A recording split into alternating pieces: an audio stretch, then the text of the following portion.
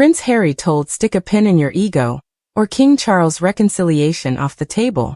Prince Harry has been told he needs to stick a pin in his ego if he wants to reconcile with King Charles and Prince William. In a new Channel 5 documentary, named Prince Harry, My Terrible Year, experts commented on whether Harry will be able to build bridges with his family after becoming estranged from them since leaving his position as a senior royal with his wife Meghan Markle in 2020.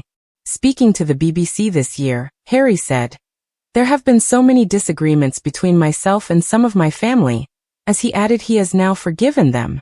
He continued, "I would love reconciliation with my family. There's no point continuing to fight anymore, life is precious," as he said his security had always been the sticking point. The show's narrator said that by retracing the footsteps of Princess Diana, Harry could still turn things around with his family, following his trip to Angola to recreate his mother's walk amongst the landmines. Psychotherapist Emma Reed Torrell said, "Reconciliation is absolutely possible with moments of accountability and responsibility on both sides," as she gave Harry some advice saying, "Stick a pin in your ego for a moment and focus not on being right, but being in a relationship. There needs to be forgiveness on both sides."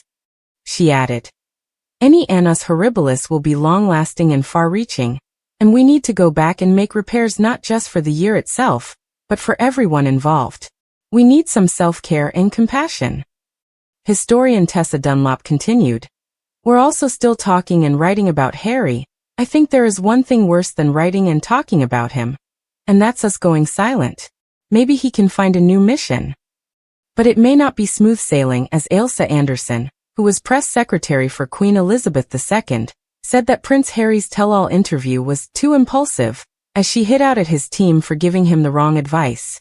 She added that the royal family have got a really fantastic team of advisors and diplomats, which is what Harry would have used to.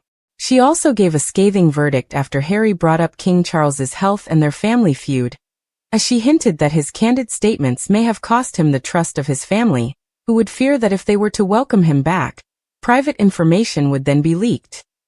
Ailsa asked, "I think trust is paramount in every walk of life. If you can't trust your family, who can you trust?" She added, "Stop being the victim and start being the hero of the piece. Start writing your own script."